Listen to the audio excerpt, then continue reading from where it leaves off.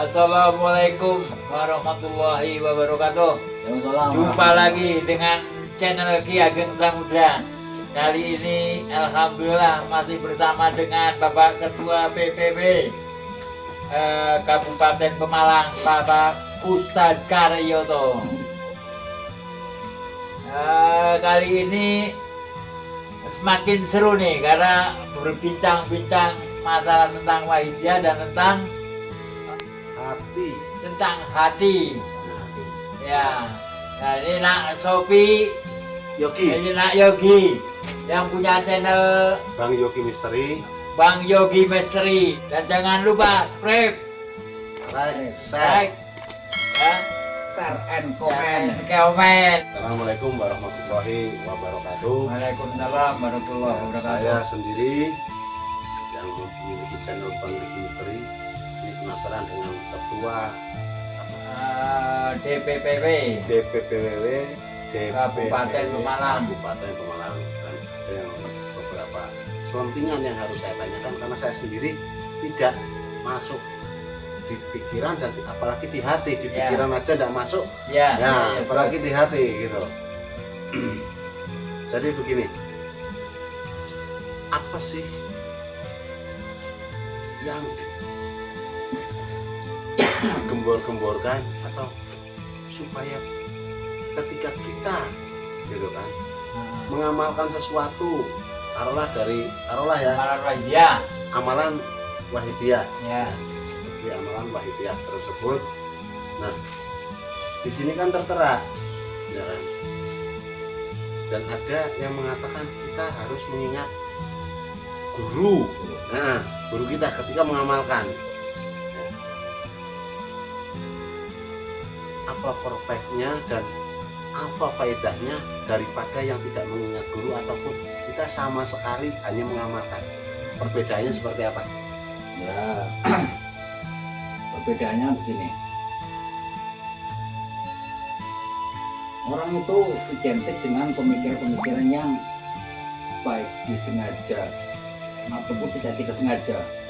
Baik yang telah kita alami tadi pagi, siang hari, sore hari, itu akan membekas di pikiran kita, akan terbawa tersimpan di memori otak kita.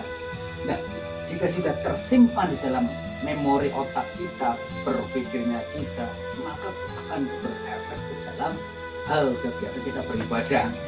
Contoh, tadi pagi saya sudah bicara sama teman membahas bab apa saja lah, A, B, C, D, diturutkan.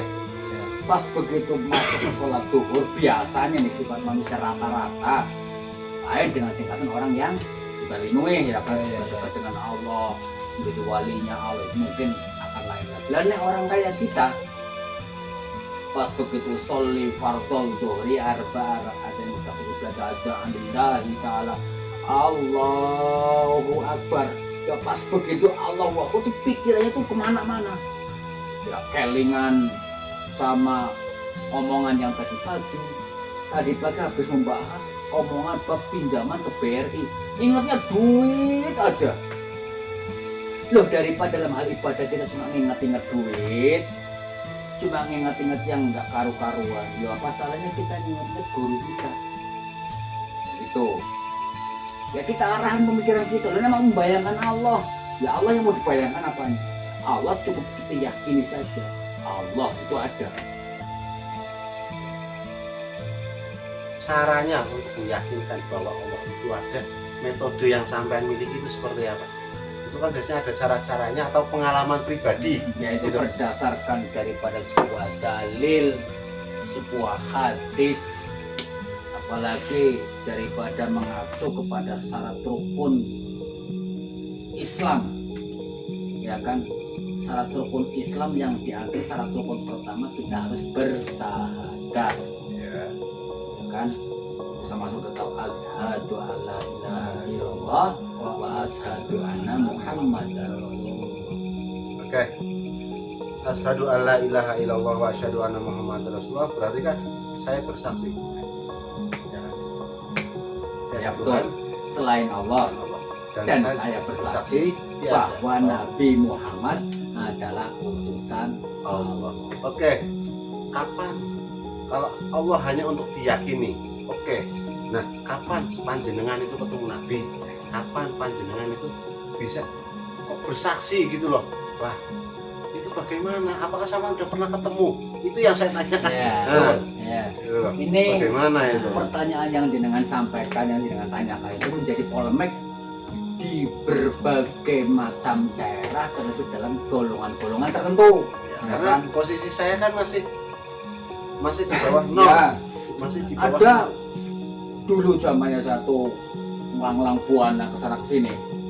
Ada beberapa golongan mengatakan seperti yang tadi katakan bahwa loh, nek kita belum pernah bertemu, belum pernah melihat menyaksikan segala dengan mata kepala, berarti kita menjadi saksi palsu dong, Ya. ya kan? Ya.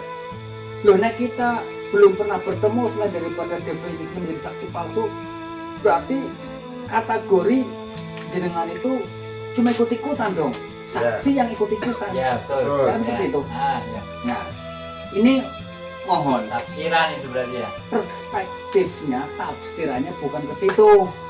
Jangan disamakan dengan hukum dunia.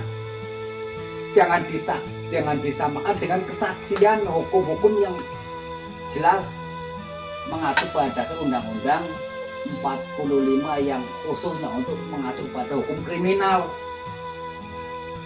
Hukum kriminal itu yang menjadi saksi harus tahu ada dua alat bukti saksi, ya kan, ada buktinya. Ya tidak bisa seperti itu. Akan tetapi bukti daripada sebuah keyakinan di dalam kita bersyahadat itu jelas menitik beratkan kepada satu Al-Quran, dua hadis, ketiga para tokoh ulama yang notabene sudah tidak bisa kita ragukan lagi, dari mulai imam besar, apalagi kita di Indonesia ada 4 mazhab yang kita akui, Maliki, Hanafi, Syafi'i, dan siapa lagi, satu lagi lupa juga, error ini ya. Nah, balik. Nah, ini imam tokoh-tokoh besar. Nah, jika jenengan katakan bagaimana kita akan bersaksi sementara kita tidak pernah bertemu, kembali lagi saya sampaikan, tidak bisa disamakan dengan kesaksian kita menyaksikan orang berbuat kejahatan atau berbuat kebaikan dalam perundang-undangan negara kita. Nah, ini soal iman. Ini iman. Saya tanya balik lagi, jenengan percaya nggak adanya surga? Pasti percaya. Pernah lihat surga nggak? Kalau untuk melihat secara dohir, belum. Jenengan percaya surga dari mana? Kalau saya pribadi percaya surga dari, jadi begini. Kehidupan itu kan ada dua pasangan, ya. Ya. Nah, ada langit, ada bumi, ya kan, ada terang, ada hujan, ada laki-laki, ada perempuan. Begitupun ada kebaikan dan ada juga kejahatan, ya. Ada surga dan juga ada neraka. Artinya yang baik dan yang tidak baik. Seperti itu pasti. Karena apa?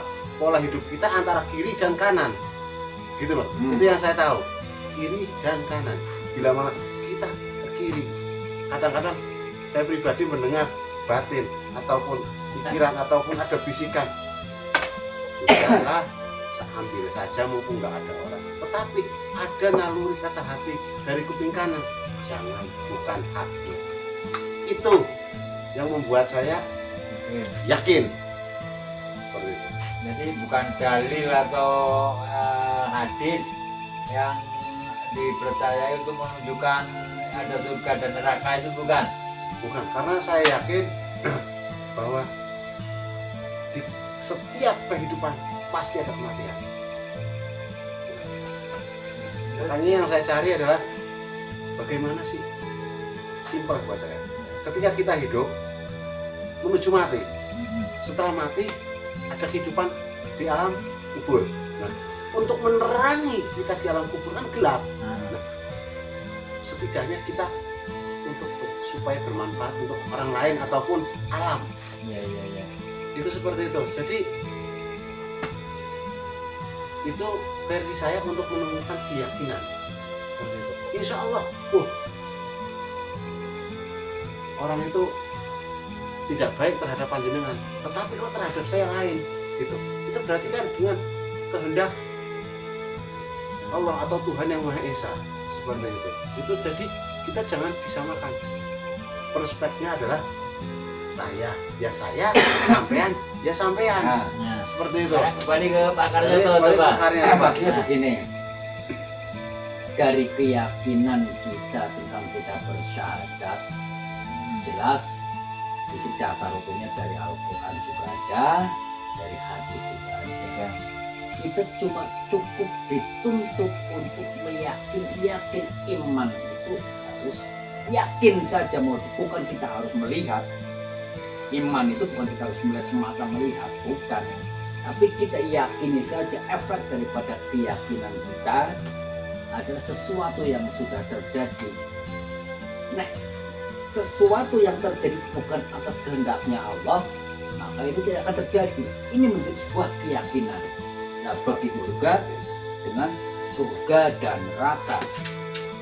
Neraka gambarannya jelas penderitaan, surga jelas gambarannya kesenangan. Tapi kesenangan dan penderitaan itu jika kita bandingkan dengan kesenangan dan penderitaan di alam dunia, itu jauh tidak ada perbandingannya. Maka susah untuk dibayangkan dengan logika. Logika kita hanya mentok yang penting senang. Nah, surga, neraka, ya susah. Tapi penderitaan sejauh mana penderitaan di neraka, kita tidak bisa menjangkaunya. Yang mampu menjangkau nikmatnya surga seperti apa, yang mampu menjangkau susah neraka seperti apa, hanya satu. Dengan apa? Dengan iman, dengan keyakinan. Begitupun kalimat syahadat, asyhadu alla ilaha illallah wa asyhadu anna Muhammad Rasulullah. Yang menyaksikan itu bukan mata kita seperti halnya dengan kesaksian di alam dunia atau hukum-hukum dunia, tapi yang menyaksikan hati kita. Hati kita yakin, seyakin-yakinnya. Itu bagian daripada sebuah kesaksian. Cukup, nggak perlu kita berpikir, wah ini kita Islam tiru-tiru, Islam ikut-ikut seperti nanti organisasi-organisasi lain yang mengatakan, menek sampai tidak syahadat lagi berarti Islam dengan Islam keturunan. Tidak usah berpikir ke situ, terlalu jauh berpikirnya. Itu kita untuk yakin saja. Yakin. Saya rasa itu penjelasan seperti itu. Oke, untuk pertanyaan ini saya mau, sampean itu kan sebagai ketua. Oke. Nah, artinya dipertanggungjawabkan. Di Nah, sini Pak Yogi, Pak Oke. Yogi. Itu beliau adalah ketua di amalan sholawat Baidiyah. ketua amalan di Iya, Sholawat sholawat Baidiyah. Baidiyah. Jadi kalau yang ditanyakan tentang hal yang lain, mungkin itu juga nggak ada sangkut pautnya dengan ketua, hubungannya, ya. Nah, tapi kalau yang ditanyakan ketua Baidiyah itu ada kaitannya Perlu saya dengan jelaskan kalau Oke. menurut saya. ya. Oke, itu yang akan saya tanyakan memang ada kaitannya dengan Waidiyah. Ya. Menurut sampai yang tadi yang diceritakan atau yang pernah saya dengar ya dari sampean, dengan sholat Waidiyah itu dengan mudahnya kita akan terketuk hati. Apakah betul? Pasti betul, Gitu loh. pasti betul. Karena saya sendiri masih tanda tanya, tanda kutip itu saya tanda tanya. Nah, untuk proses seberapa lama sih untuk melakukan supaya kita bisa terketuk hatinya, gitu.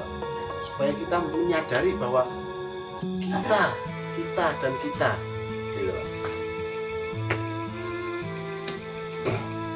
Oke, saya jawab untuk mematangkan atau nyambung beberapa bagian tadi yang sempat terputus karena waktu yang tidak mendukung. Ya. Cukup lumayan umber, lumayan ada waktu.